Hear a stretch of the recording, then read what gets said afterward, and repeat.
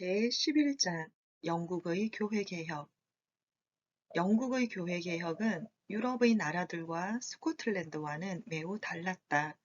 독일과 스위스의 개혁은 하나님의 말씀인 성경을 연구하여 오직 성경, 오직 믿음, 오직 은혜의 진리를 발견하고 전한 교회 지도자들에 의해 시작되었다. 그러나 영국의 종교개혁은 교회의 개혁과는 전혀 관계가 없었다.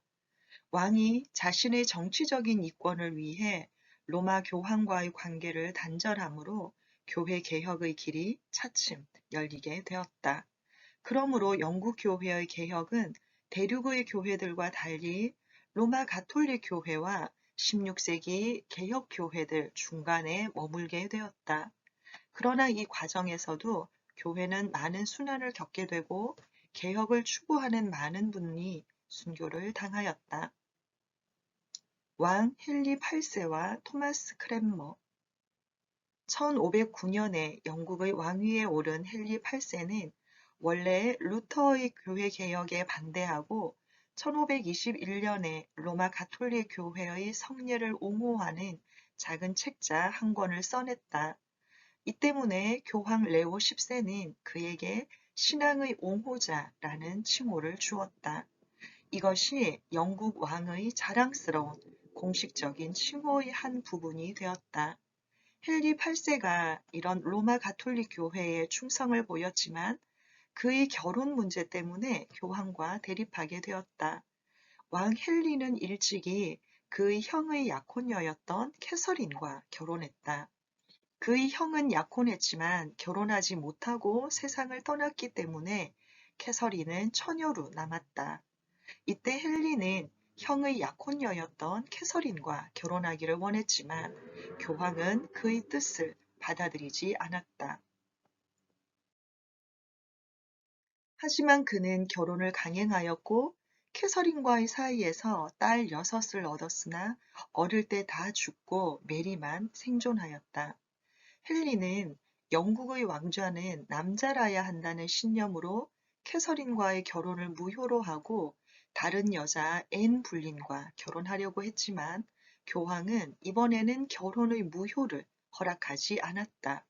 이때 그는 교황의 통치로부터 영국 교회가 벗어날 길을 찾았다. 그는 교황청에 보내야 할 돈을 보내지 못하게 하고 스스로 모든 감독을 임명하며 감독들로 하여금 교황에 대한 순종의 서약을 다 버리게 하였다. 1534년 11월 13일 왕의 뜻을 따라 영국 의회는 유명한 수장령을 통과시켰다. 이 법으로 왕 헨리와 그를 계승한 모든 왕이 지상에서 영국 교회의 최고의 머리로 선언되었다. 이제 영국의 로마 가톨릭 교회는 영국 국교회가 되어버렸다. 당시 이 변화는 단지 정치적으로 로마 교황으로부터 영국 교회의 자유를 선언한 것이었고 교회 개혁과는 아무 관계가 없었다. 이후 교황의 권위를 계속 인정하는 로마 가톨릭 교회 교인들과 교회의 머리로 왕의 권위를 인정하기를 거절하는 루터의 지지자들이 다 같이 박해를 받았다. 이따금 그들은 같은 교수대에서 사형을 당하기도 했다. 토마스 크랜머. 당시 왕 헨리 8세에게 큰 도움을 준 사람이 토마스 크랜머였다. 케임브리지의 학자인 그는 헨리의 이혼 문제가 생겼을 때 캐서린과의 결혼이 신학적 근거에서 무효임을 주장하고 이에 대하여 유럽 대학들의 신학자들에게 자문하도록 왕에게 진언하였다. 이 때문에 그는 왕의 신임을 크게 받고 1532년에 캔터베리 대주교로 임명되었다. 그 후 크랜머는 왕의 사절로 유럽에 건너가 대학들과 황제 카를 5세를 방문하였다. 이때 그는 독일의 루터파 신학자 오지 안더의 진려인 마르가리테와 은밀히 결혼하여 개혁 신앙과 더 가까워졌다. 토마스 크랜머는 명철한 학자이면서 소심하고 일관성이 없는 성격을 가진 분이었다. 왕은 교황과 관계를 단절했으나 교리적인 면에서는 아직도 로마 가톨릭 편에 있었다. 하지만 크랜머는 왕 헨리를 보좌하면서 개신교적 신앙의 영향을 끼쳤다. 헨리 8세도 점차 개신교적 신앙을 수용하는 너그러움을 보였다. 왕은 마침내 윌리엄 틴데일이 번역한 영어 성경이 영국에서 인쇄되도록 허락하고 그것을 각 교회에 비치하게도 했다. 이는 획기적인 일이었다. 틴데일은 일찍이 영국에서 영어로 성경을 번역하려 했으나 뜻을 이루지 못했다. 1524년 독일에 피난을 가서 성경을 번역하고 출판하다 1535년에 잡히고 다음 해에 오늘의 벨기에 땅인 안트베르펜에서 화형을 당했다.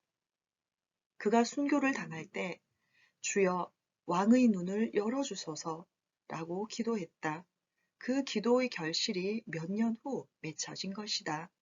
당시 크랜머의 개혁 성향을 안 로마 가톨릭 측에서는 대감독인 그에게 상당한 압력을 가했다. 하지만 그는 왕 헨리의 보호를 받고 견딜 수 있었다. 크랜머와 왕 에드워드 6세 크랜머는 왕 헨리 8세로부터 헨리와 그의 세 번째 아내인 제인 세이머 사이에 난 아들인 왕자 에드워드의 교사로 임명받아서 그에게 영향을 끼칠 수 있었다. 1547년 헨리 8세가 죽고 아들 에드워드가 9세에 왕위에 올랐다. 이때 캔터베리의 대감독인 크랜머가 설교를 했다. 그는 왕위에 오를 때 8살이었던 요시야 왕이 왕위에 오른 지 12년 만에 유다와 예루살렘에 대한 청결을 시작한 일을 언급하므로 교회 개혁에 대한 기대를 나타내었다. 크랜머는 에드워드 6세가 왕위에 있던 6년 동안 왕을 자문하여 상당한 개혁을 이룰 수 있었다. 존 위클리프의 후계자들인 롤라드파를 이단으로 규정한 법을 취소하였다. 나아가 성만찬에 떡과 포도주 둘을 다 사용하고 성상을 제거하며 사제들의 결혼을 인정하고 교회당에서 제단을 제거하였다. 특히 크랜머의 주도로 작성된 공동기도서는 그 내용이 매우 칼뱅주의적이었다. 또 42조항 신앙 고백을 도입하였는데 이것은 현재 영국 교회가 사용하는 39조항 신앙 고백의 전신이 되었다. 크랜머는 당시 스트라스부르의 마르틴 부처가 정치적 이유로 어려움에 처하여 그곳을 떠나게 되었을 때 1549년 그를 초청하여 케임브리지 대학에서 가르치게 했다. 부처는 2년 후인 1551년에 영국에서 세상을 떠났다. 소년왕 에드워드 6세는 개혁신앙을 가진 부지런한 분이었으나 육체적으로 매우 약했다. 그는 6년 동안 왕위에 있으면서 크랜머의 자문을 받으며 교회 개혁을 추진하다가 1553년에 세상을 떠났다. 당시 칼뱅은 영국 교회의 개혁을 돕기 위해 이미 언급한 대로 그가 쓴 주석을 왕 에드워드 6세에게 헌정하기도 했다. 메리 여왕과 크랜머 왕 에드워드 6세가 세상을 떠나자 헨리 8세와 캐서린에게서 출생한 로마교도 튜터 메리가 그를 이어 37세에 왕으로 즉위했다. 지난날 그녀의 어머니 캐서린이 당한 결혼 무효의 수욕과 불행을 잘 알고 있던 그녀는 철저한 로마 가톨릭 교인으로 지내던 중 에스파냐의 펠리페 2세와 결혼했다.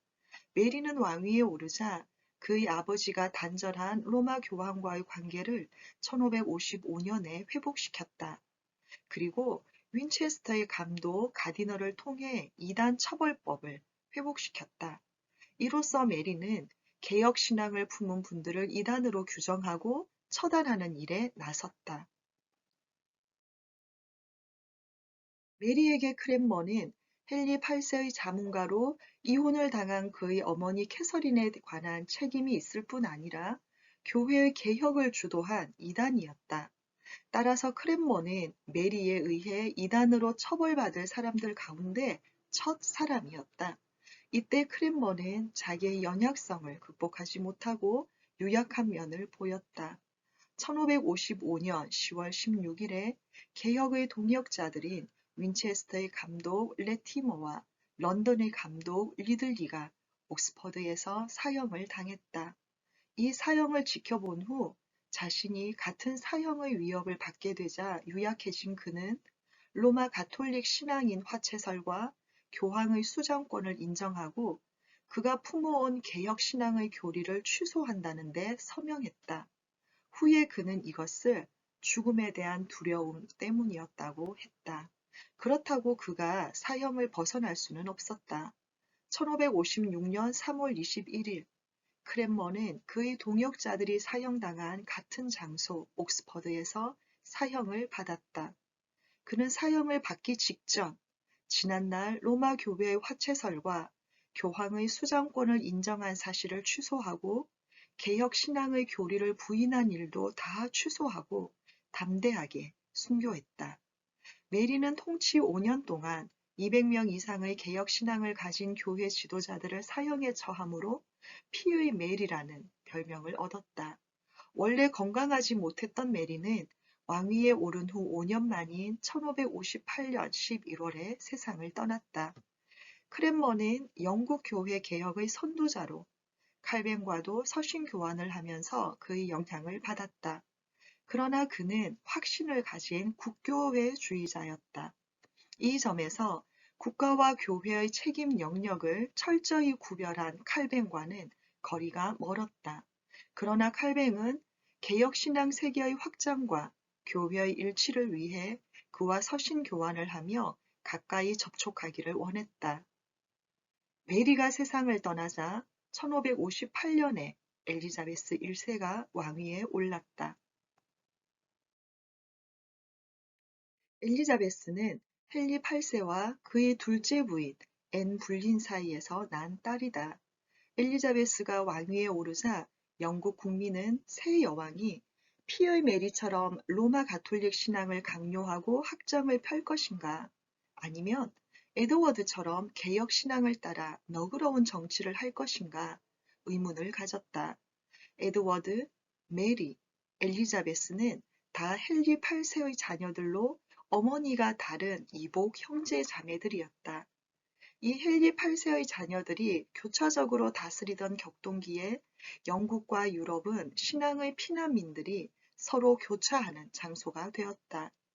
헨리 8세와 에드워드 6세 시대에는 네덜란드, 독일, 폴란드로부터 많은 피난민이 런던으로 피난을 왔고, 피의 메리 시대에는 영국의 개신교도들이 네덜란드, 스위스, 독일 등으로 피난을 가게 되었다.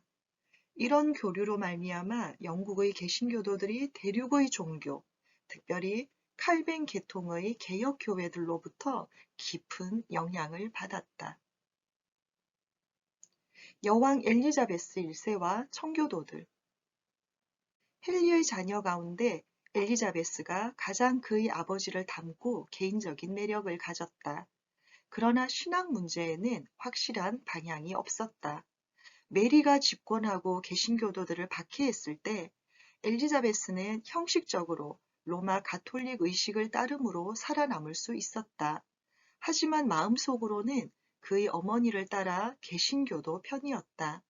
엘리자베스는 왕위에 오른 후 로마 가톨릭과 개신교회의 중도의 길을 택하였다. 그래서 어떤 분들은 당시의 영국 교회를 차지도 덮지도 않은 라우디게아 교회라 불렀다. 엘리자베스는 1559년에 먼저 의회로 하여금 새로운 수장령을 통과하게 했다. 또 그는 로마 가톨릭 측이 싫어하는 영국 교회의 최고의 머리라는 말을 최고의 통치자로 바꿨다. 에드워드 6세 때의 기도서를 로마 가톨릭 교회에 거리낌이 되지 않게 수정했다. 동일법을 만들어 전국 모든 교회가 이 예전에 따라 예배를 진행하도록 했다. 엘리자베스의 중도적 종교 정책은 정통 가톨릭 교인들과 철저한 개혁을 원하는 개신교도들 양편 모두에게 환영을 받지 못했다. 특별히 교회 생활에서 로마 가톨릭 교회의 모든 흔적을 제거하고 정화해야 한다는 목소리를 높이는 청교도 집단이 생겼다. 청교도 지도자들은 메리의 바켓이 유럽 대륙에 건너가 피난 생활을 하다가 엘리자베스 시대에 고국에 돌아왔다. 그들 대부분은 특별히 대륙의 칼뱅주의자들로부터 큰 영향을 받은 분들이었다. 이들의 입장은 칼뱅의 기독교 강요가 영국 여러 대학교에서 신학 교과서로 쓰임으로써 더욱 강하게 되었다. 당시 영국 청교도들 가운데는 세 부류가 있었다. 감독 체제 안에서 교회 정화를 원하는 이들, 제네바처럼 새로운 장로회적 정치 체제를 원하는 이들, 독립교회적 태도를 보이는 이들이었다. 크게는 국교회주의자들과 비국교회주의자들로 나뉘었다. 감독 체제를 원하는 이들이 국교회주의자들이었고 그 외의 사람들이 비국교회주의자들이었다. 엘리자베스는 국교회를 비판하고 철저한 정화를 원하는 청교도들에게 영국 교회의 예배 형식을 따르든지 아니면 나라를 떠나라고 위협하였다. 케임브리지 교수였고 당시 장로교적 청교도 지도자였던 토마스 카트라이트가 투옥을 당했다. 그는 감옥에서 풀려난 후 유럽으로 피해 네덜란드의 뮤델비르흐에서 상인들이 모이는 교회의 설교자가 되어 봉사하였고 제네바에 가서 배자와 친교를 가졌으며 말년에 영국으로 돌아와 1603년에 세상을 떠났다. 엘리자베스 1세는 르네상스에 큰 관심이 있었다. 교회에 걸려있는 성화, 조각, 착색된 유리 창문을 없애기를 원하지 않았고 사제들의 화려한 제복도 그대로 유지하기를 바랐다. 45년간의 긴 통치 기간에 엘리자베스 1세는 열렬한 가톨릭과 철저한 개신교도, 특별히 청교도들의 강력한 항거에도 불구하고 영국 국교회 제도를 공고히 하고 로마와 제네바의 중도를 걷는 영국 교회, 즉 앵글리칸 교회를 확고히 세웠다. 1558년에 왕위에 오른 엘리자베스 1세는 1603년 3월 24일 세상을 떠났다. 그의 말년기의 영국은 안정되었다. 그러나 그 안정이 영구하지는 않았다. 반란과 충돌의 미래가 다가오고 있었다. 영국 교회는 로마 교황과의 관계를 단절했음에도 참된 개혁 교회가 되지는 못했다. 영국에는 독일의 루터, 제네바의 칼뱅, 스코틀랜드의 녹스 같은 강력한 개혁자들이 없었기 때문이었다. 영국 교회는 현재까지 강력한 교권 체제 아래 내적으로는 둘로 나누어져 있다. 그중 하나는 고교회로 사도적 계승을 주장하는 감독교회 정치를 하며 로마 교회적인 예전을 따르고 교리면에 있어서는 펠라기안적이다. 다른 하나는 저교회로 개혁주의적 교리 성격을 가진 39항목 신앙 고백과 공동 기도서를 사용한다. 왕 제임스 1세와 청교도들의 이민 1603년 엘리자베스 1세가 세상을 떠났다. 엘리자베스는 독신으로 살아 왕위를 이을 자녀가 없었기 때문에 스코틀랜드의 여왕 메리의 아들인 스코틀랜드의 왕 제임스 6세가 영국의 제임스 1세로 왕위를 이었다. 그는 헨리 7세의 증손이므로 왕위 계승권을 가졌다. 이때 청교도 단체는 그가 장로교회가 정착된 스코틀랜드에서 오기 때문에 큰 기대를 하고 런던으로 오는 그를 만나 천인의 진정서를 제출했다. 이 진정서는 앞서 소개된 장로교적 청교도 신학자인 카트라이트의 작품이었다. 그는 그 결과를 보지 못하고 그해 세상을 떠났다. 청교도 단체는 진정서에서 엘리자베스 시대에 사용해온 영국 교회의 예배의식, 예배의 수정과 새로운 성경 번역 등을 청원했다. 이때 제임스는 단지 청교도들과 협의할 것을 약속했다. 청교도들은 1604년에 왕의 명으로 열린 감독들과 협상해서 다만 한 가지 중요한 결과를 얻었다. 청교도들이 청원한 여러 가지 가운데 새로운 성경 번역에 대한 청원만 왕이 받아들였다. 제임스는 성경을 번역할 54명의 학자들을 임명했다. 이 학자들은 세 그룹으로 나뉘어 웨스트민스터, 케임브리지, 옥스퍼드 대학에서 작업하여 1611년에 번역을 마치게 되었다. 이 번역판이 킹 제임스판으로 알려졌으며 이것이 이후 수백 년 동안 영어 성경 번역판 가운데 가장 보편적으로 널리 읽히게 되었다. 제임스 1세는 자신을 위해 성경 번역의 제의를 받아들였다. 하지만 하나님은 이 성경 번역을 세계 교회에 복이 되게 하셨다. 이 번역판은 현재도 온 세계의 많은 신자에 의해 권위 있는 것으로 읽히고 있다. 제임스 1세가 성경 번역의 기회를 주어 좋은 결과를 가져왔지만 그의 교회 정책은 청교도들의 기대와는 전혀 달랐다. 그는 엘리자베스 여왕 이상의 완고한 국교회주의자였다.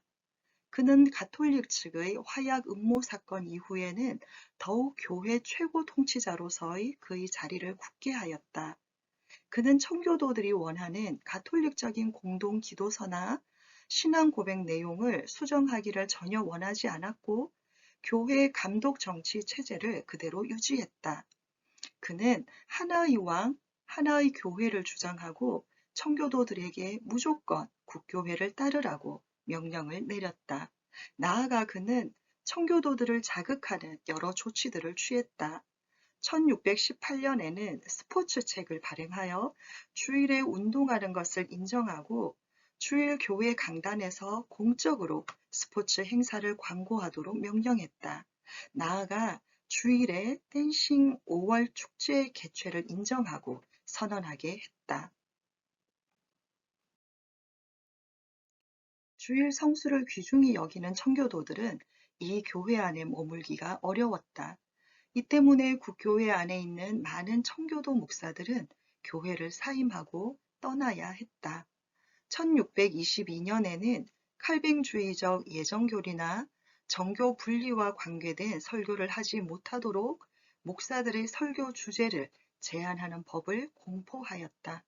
그 결과 영국 국교회의 요구에 따르기를 원하지 않는 청교도들은 신앙의 자유를 찾아 유럽 대륙으로 이주하기 시작했다. 케임브리지 출신으로 영국 교회 목사인 존 스미스가 국교회를 떠나 분리교회를 세웠다. 그는 1608년에 망명자 무리와 함께 네덜란드의 암스테르담으로 이주했다. 그는 거기서 사도적인 교회는 스스로 신앙 고백을 하는 신자들로만 구성되었다고 주장하고 언약에 근거한 유아 세례를 부인하였다. 그리고 그는 자신이 다시 세례를 받고 그의 회중 36명에게도 다시 세례를 주므로 유럽의 제세례파의 본을 따랐다. 오늘의 침례교회의 기원이 그에게 있다. 그가 집행한 세례는 침례는 아니었고 물을 뿌리는 것이었다. 침례는 후에 도입되었다. 그는 암스테르담에 있으면서 일찍이 메노나이트의 영향을 받았다. 그는 1612년에 암스테르담에서 세상을 떠나고 같은 해에 그를 따르던 무리가 영국 런던으로 돌아와 첫 침례교회를 세웠다. 이후 스미스는 신학적으로 그리스도는 모든 사람을 위해 죽었다고 주장하는 아르미니우스주의를 따랐기 때문에 그를 따르는 침례교도들은 일반 침례교도로 알려졌다. 그런데 침례교도들 가운데는 헨리 제이콥을 지도자로 하는 의견을 달리하는 사람들이 있었다. 이들은 그리스도의 죽음은 선택자만을 위한 것이었다는 칼뱅주의적 견해를 따랐다. 이들은 특별 침례교도 또는 특수 침례교도라 불렸다. 19세기에 설교자들의 왕이라 불린 스펄전이 특별 침례교의 계통에 속한 분이었다.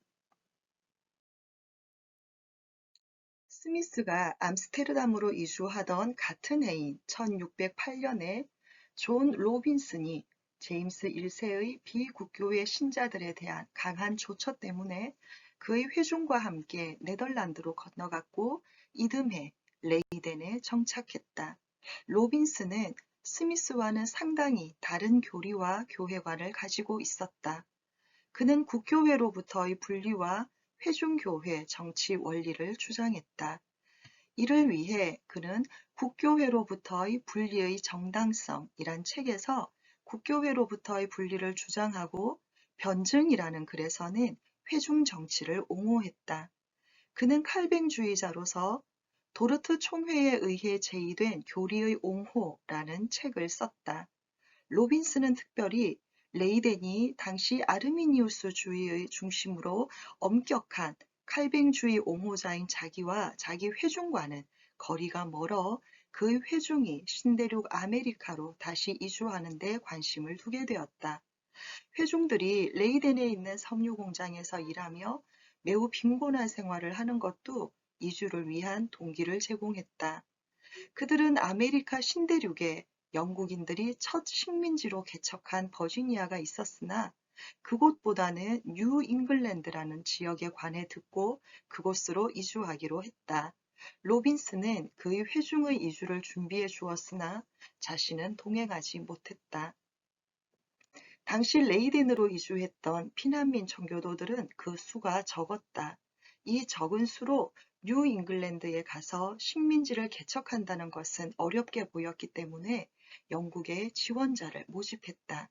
그 결과 102명이 1620년 9월에 장로 윌리엄 브루스터와 윌리엄 브래드퍼트를 지도자로 삼고 메이 플라워홀 배로 뉴 잉글랜드를 향해 대서양을 건넜다. 그해 12월 21일에 매사추세츠의 플리머스에 도착하여 식민지의 털을 놓았다. 여기에서 현명하고 사심없는 브래드퍼드가 첫 지사가 되었다. 이들로 말미암아 칼뱅주의 회중교회가 처음으로 뉴 잉글랜드에 서게 되었다. 이 메이플라워호를 타고 간 분들을 일반적으로 필그림 파더라 부른다. 이 말은 첫 지사였던 프레드 퍼드가 1630년에 그의 동반자들을 히브리서 11장 13절에 언급하여 필그림, 즉 나그네라고 부른 데서 오게 되었다. 웨스트민스터 신학자 대회 왕 제임스 1세는 교회 최고 통치자로서의 지나친 집념 때문에 의회의 지지를 많이 잃고 1625년에 죽었다. 그를 이어 왕위에 오른 그의 아들 찰스 1세는 도덕적인 면에서는 매우 건전했지만 자만했다. 그는 왕의 권한은 하나님이 주신 것, 왕권 신수설이라고 확고히 믿고 행동한 전제의 군주였다. 그는 처음부터 의회와 다툼을 일으켰다.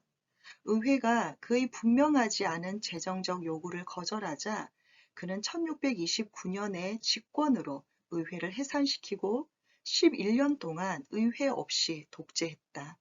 찰스는 충실한 영국 국교회 지지자이면서 청교도들보다 로마 가톨릭 측을 선호했다.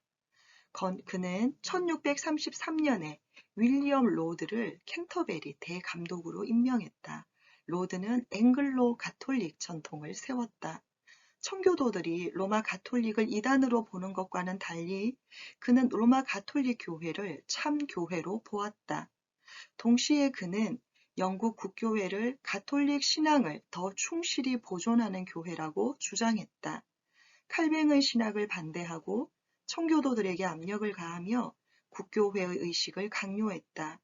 그가 강압적인 정책을 펴자 많은 청교도가 북아메리카로 이주를 원하고 매사추세츠의 지사인 존 윈스럽이 영국으로부터 수많은 청교도를 받아들였다. 1630년대에 2만 명 이상의 청교도들이 매사추세츠로 이민하여 떠났다. 대감독 로드는 드디어 스코틀랜드에도 감독 정치를 강행하려 했다. 제임스 1세가 영국과 스코틀랜드 양국의 왕으로 통치를 시작했기 때문에 그의 뒤를 이은 찰스는 로드 대주교와 힘을 합해 스코틀랜드의 장로교 제도를 폐지하고 감독 체제를 확립하기 원했다. 이들은 스코틀랜드 교회가 영국 교회의 기도서를 수용하고 왕과 캔터베리 대감독의 통치를 수용할 것을 강요했다. 결과는 폭발적이었다. 스코틀랜드 사람들은 1638년에 신앙과 정치의 자유를 위해서는 죽을 각오를 다짐하는 민족적 맹약을 했다. 총회는 제임스 1세와 찰스 1세가 세운 감독들을 면직하고 국교회 체제를 거절했다. 찰스가 이를 억압하려 했을 때 스코틀랜드인들은 1640년에 군사력으로 북부 영국을 침범함으로 맞대응했다. 이때 찰스는 스코틀랜드 군대를 대항할 수 있는 군대를 일으키기 위한 자금을 마련하기 위해 11년 동안 잠재웠던 의회를 1640년 5월에 소집했다. 그러나 의회는 왕에 대한 혐오감을 가졌고 의회의 도움을 원한다면 정치적, 교회적 개혁을 단행하라고 요구했다. 이때 찰스는 다시 의회를 해산시키고 독재를 계속했다. 이때 모였던 3주간의 의회가 단기 의회라 불려졌다. 이때 대감독 로드는 왕은 백성의 동의가 있건 없건 그의 백성에 대해 하나님이 주신 권리를 행사할 수 있다는 왕권 신수설을 주장하며 모든 사제는 영국 교회의 정치를 고치지 않겠다는 서약을 의무화하는 교회법을 공포했다. 이것이 온 영국에 광란을 가져왔다. 스코틀랜드인들은 군대로 남진했고 찰스는 1640년 11월에 다시 의회를 소집해야만 했다. 이것이 장기의회라고 불린다.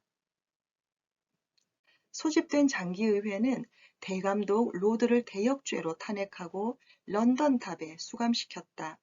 그는 1645년 1월 10일에 참수형을 당했다.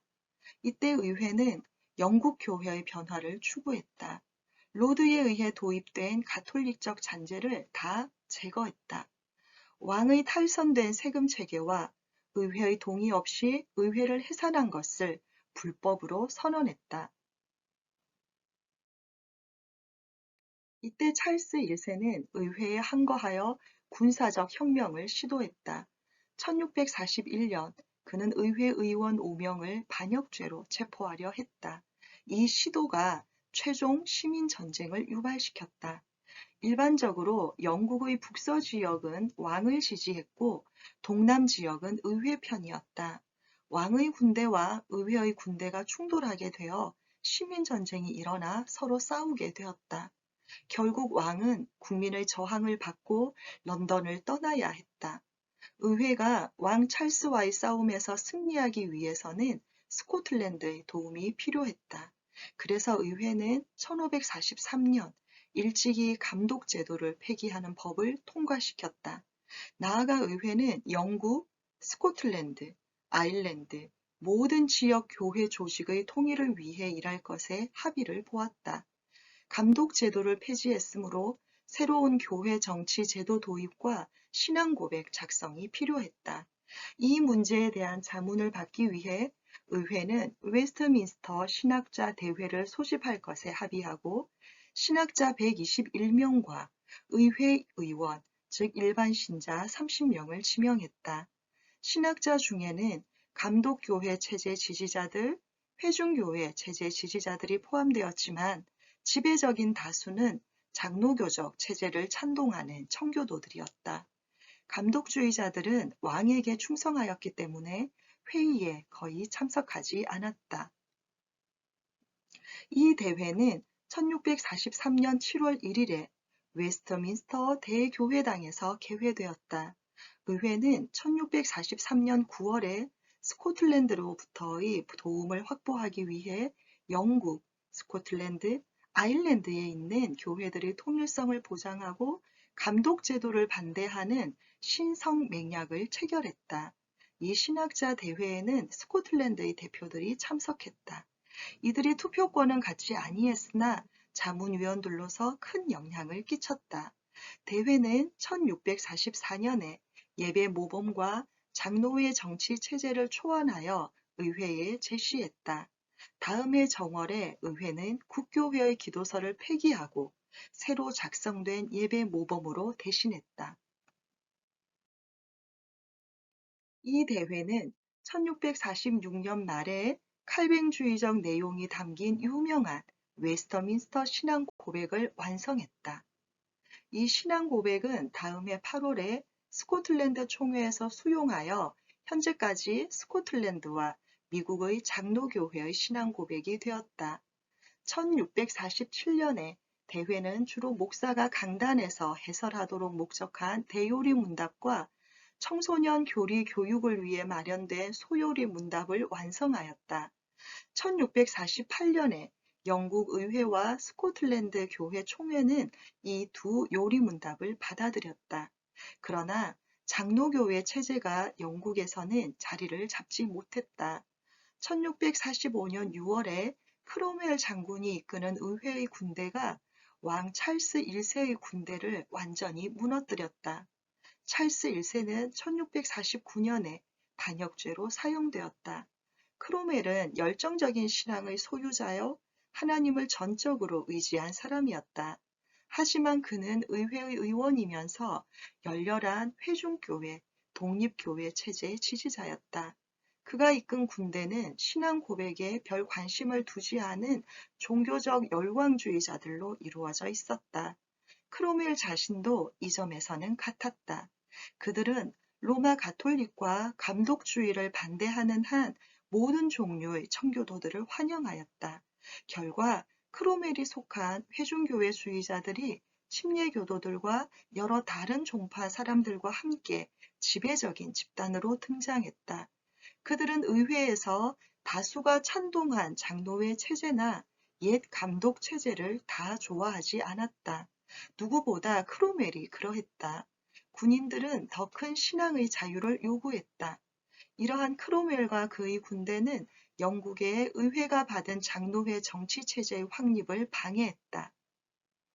크롬웰이 모든 반대 세력을 꺾고 왕이 아닌 호민관으로 등장했다. 그 결과 장로회 정치의 정착은 영국에서는 이루어질 수 없었다. 그러나 하나님은 격동하는 영국 역사의 한 특정 기간에 다수의 신학자에게 칼뱅주의적 신앙과 열정을 품게 하셔서 칼뱅주의적 장로교회의 신앙 고백과 정치를 작성하게 하심으로 미래의 범세계적인 장로교회의 터를 놓아주셨다. 19세기 말에 북미와 호주를 통해 한국에 전래되어 정착하게 된 한국의 장로교회도 이 웨스트민스터 신학자 대회가 작성한 신앙 고백과 장로회 체제의 기반 위에 서 있다. 다음 강은 제12장 계몽 사상과 교회 편으로 이어집니다.